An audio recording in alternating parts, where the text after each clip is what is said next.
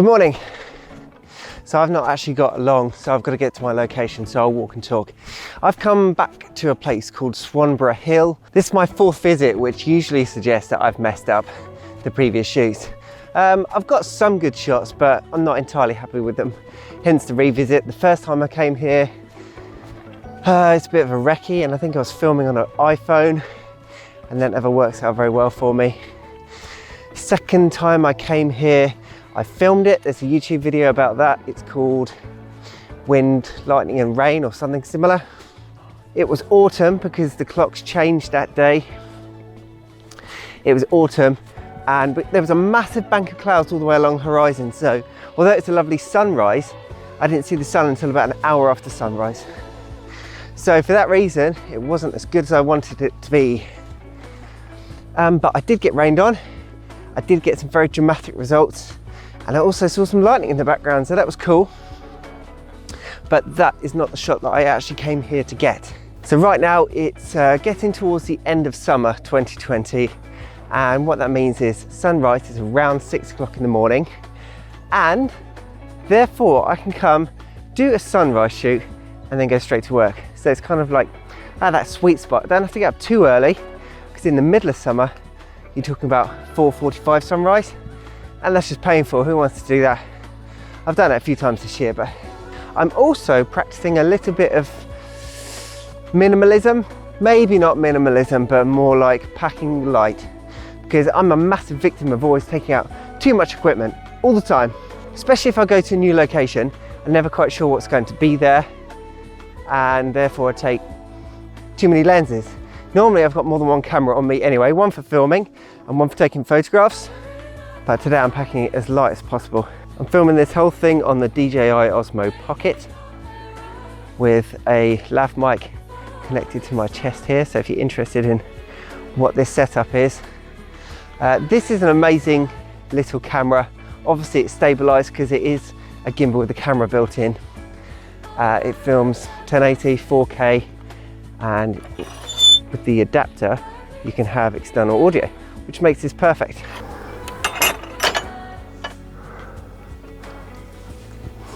Good morning.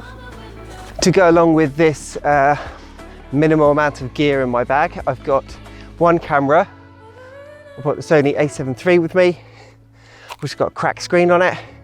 I'll make a separate video about that because I'm getting that repaired in the next week or so. I've also got one lens, so I've got the 24-105. That's the Canon lens on an adapter. No need for filters because I'm probably going to cut the sky out, and therefore I need as much dynamic range as possible, and my Sony has got more dynamic range than my Canon EOS R, so that's the reason I brought the Sony. And finally, and if you can just see that in my bag here,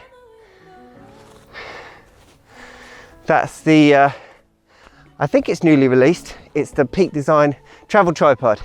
So I've had travel tripods before. I was going to get a Manfrotto B3, and I was on their website and I was just overwhelmed by the sheer number of different tripods that they sell.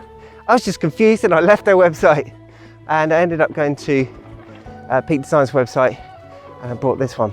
And it's amazing because on the other side of the same bag with the same holder is a water bottle.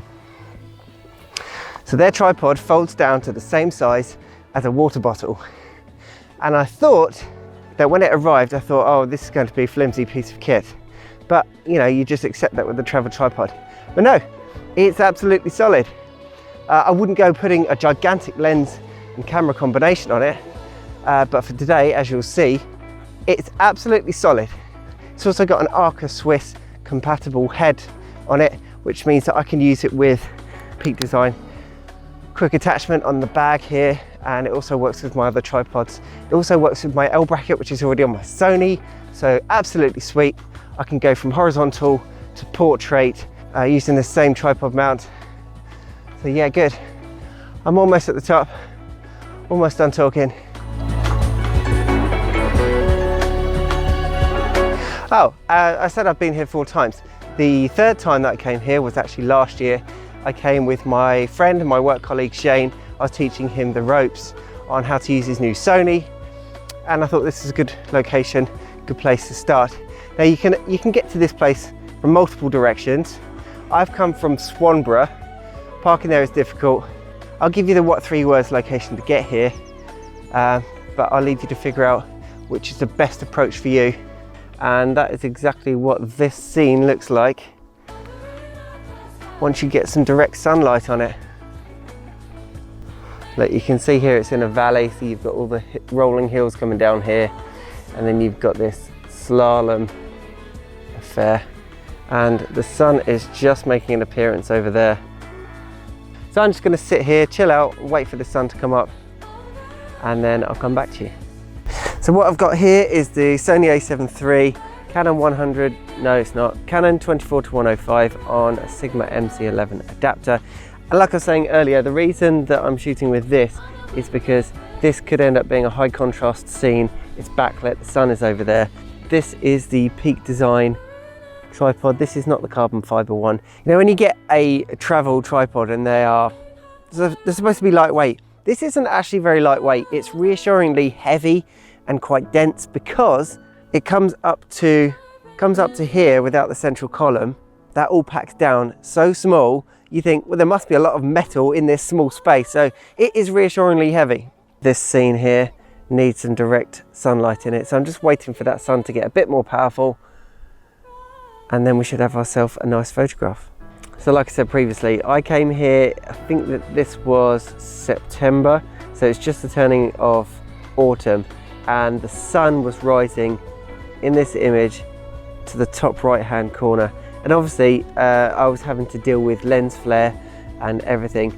If you come here at the right time of year, then the sun is up here and your shot is here. And therefore you're not just trying to compete with a backlit sun situation. If you're gonna come here, pick your time of year. Summer, the sun is gonna come up over here. In the winter, the sun is gonna be rising over here.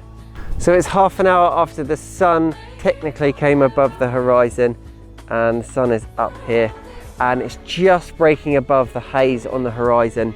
Now I'm starting to get a bit of direct sunlight over here.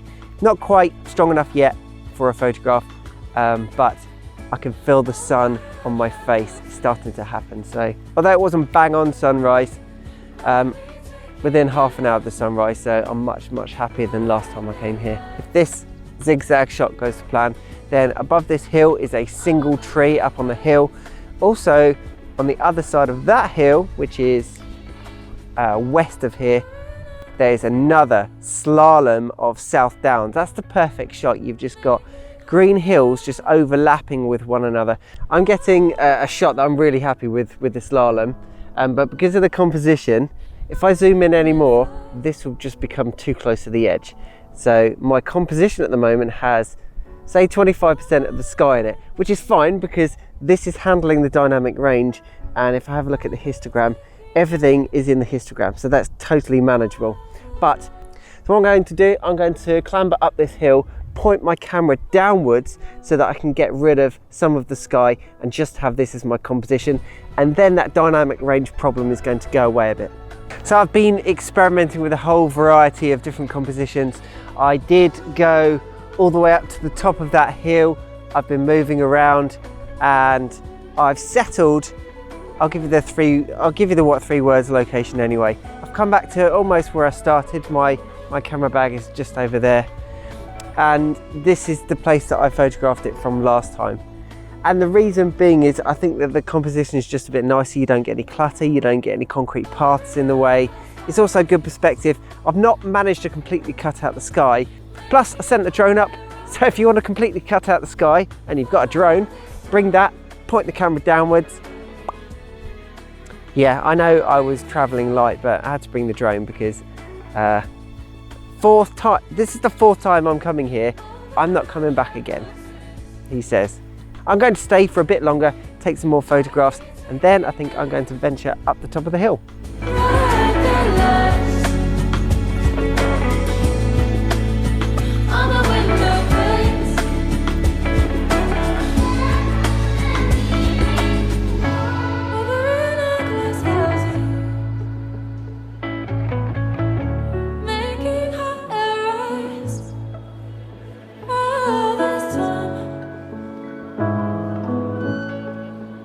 Night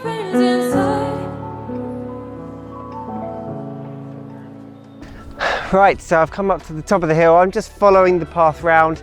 Because you're on the top of a hill here, you can't really get lost because you can see absolutely everything. If you come here in the right conditions, long lens, shooting towards the sunrise.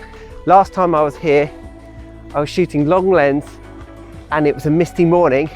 Absolutely beautiful, totally worth waking up in the morning. So just from this one location, I'd say a short walk, maybe half an hour's walk maximum. You can get to quite a few other compositions.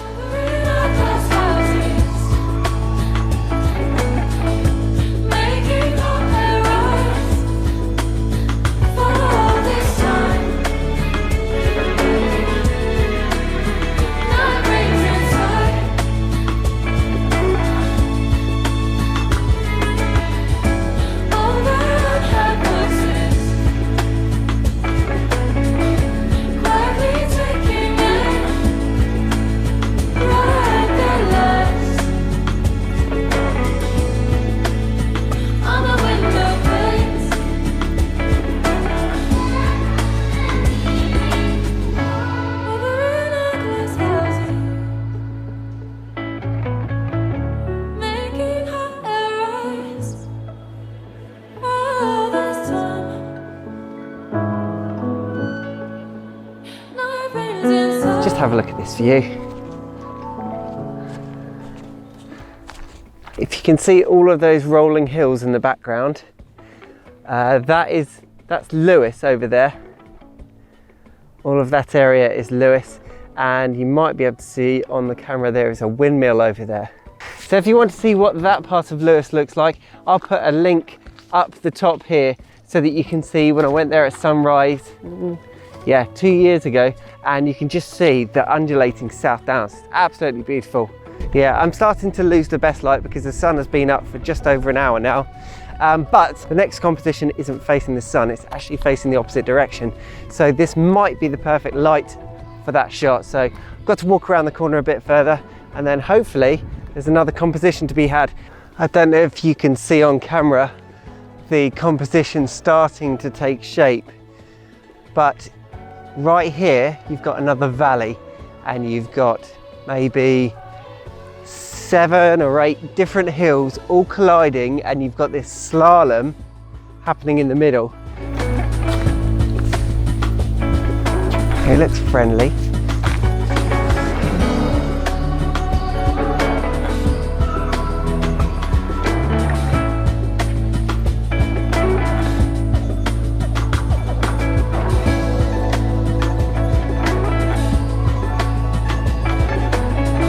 Right, this Osmo Pocket is quite a wide lens, so you're probably not getting this composition, but it's all happening in the middle here.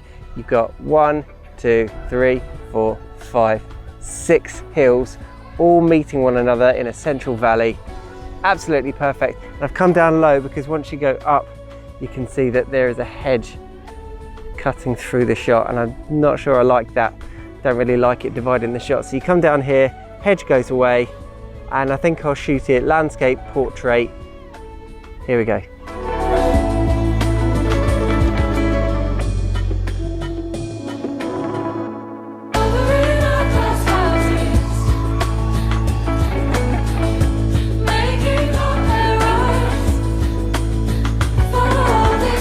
Well, that was a bit of a bonus. I didn't come here expecting to get 2 shots that I'm happy with.